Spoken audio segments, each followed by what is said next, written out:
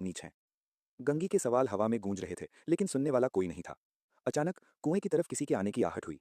गंगी सहम गई। वो सिकुड़कर पेड़ के तने से चिपक गई। अगर किसी ने देख लिया तो खैर नहीं। ठाकुर की लाठी और गरीबों की पीठ, इनका रिश्ता बहुत पुराना था। दो स्त्रियां पानी भरने आई थीं।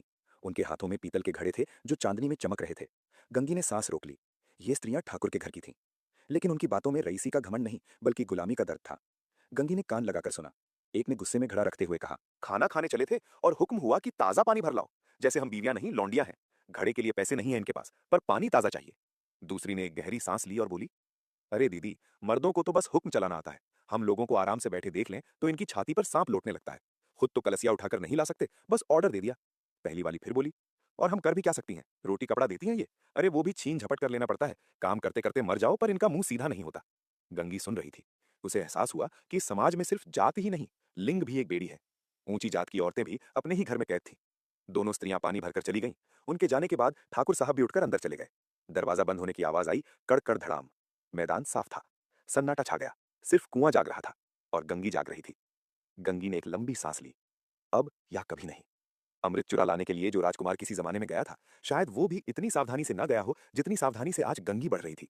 उसने अपने घड़े को संभाला, रस्सी को कसकर पकड़ा और बिल्ली की तरह दबे पांव कुएं की जगत की सीढ़ियां चढ़ने लगी। एक, दो, तीन। वो जगत पर पहुंच गई। ये सिर्फ जगत नहीं थी, ये वो सिंहासन था जिस पर चढ़ना उसके लिए वर्जित था। आज उसने उस सिंहासन पर कब्जा कर लिया था।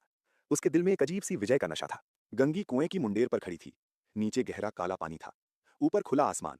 उसने इधर उधर देखा। कोई नहीं था। सब सो रहे थे। उसने कांपते हाथों से रस्सी का फंदा घड़े के गले में डाला, गांठ को कसकर बांधा और फिर धीरे से, बहुत ही धीरे से घड़े को कुएं में लटका दिया। घड़ा नीचे जा रहा था। Sir, sir, sir. गंगी को डर था कि कहीं घड़ा दीवार से टकरा न जाए। अगर आवाज हुई तो ठाकुर जाग जाएगा। घड़ा पानी की सतह तक पहुंचा। गंगी ने उसे डुबोया। छप। बहुत ही हल्की आवाज हुई।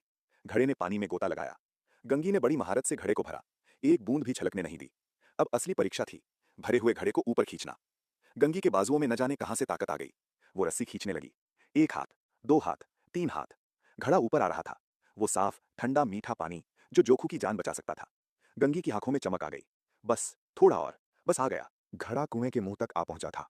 गंगी झुकी कि घड़े को पकड़कर जगत पर रख ले, कि तभी अचानक एक आवाज ने रात का सीना चीर दिया। कड़ कड़ कड़। ठाकुर साहब का दरवाजा खुला। सामने ठाकुर खड़ा था। उसकी बड़ी बड़ी लाल आंखें, हाथ में लाठी। शेर का मुंह भी इससे अधिक भयानक न होगा। गंगी का दिल हलक में आ गया। डर के मारे उसका शरीर सुन्न पड़ गया। उसके हाथ से रस्सी छूट गई। धड़ाम। रस्सी के साथ भरा हुआ घड़ा वापस कुएं में गिर पड़ा। छप, छपाक। पानी की वो आवाज गंगी के कानों में किसी धमाके जैसी लगी। मेहनत, उम्मीद, साहस, सब उस घड़े के साथ गहरे पानी में डूब गया। ठाकुर चिल्लाया, कौन है? कौन है वहां? पकड़ो उसे। गंगी के पास सोचने का वक्त नहीं था। वो जगत से कूदी और अंधेरे में बेतहाशा भागी। सांस फूल रही थी।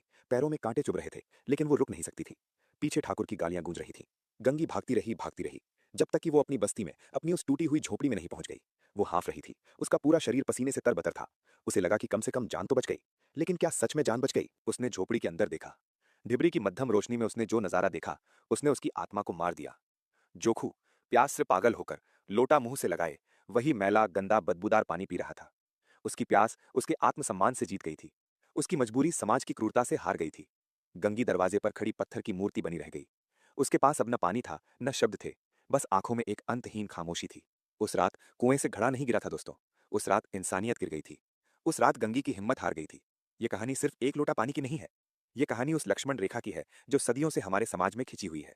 आज भी कहीं ना कहीं कोई गंगी साफ पानी के लिए तरस रही है और कोई जोखू गंदा पानी पीने को मजबूर है। मुंशी प्रेमचंद की ये कहानी हमें झकझोरती है। क्या हम सच में आजाद हैं, या अभी भी हम मानसिक गुलामी की उसी जंजीर में जकड़े हैं जहां इंसान की प्यास से बड़ा उसका धर्म है? अगर इस कहानी ने आपके रोंगटे खड़े किए, अगर आपको गंगी का वो डर महसूस हुआ, तो कमेंट में जरूर बताएं। क्या आपने कभी अपने आसपास ऐसा भेदभाव देखा है?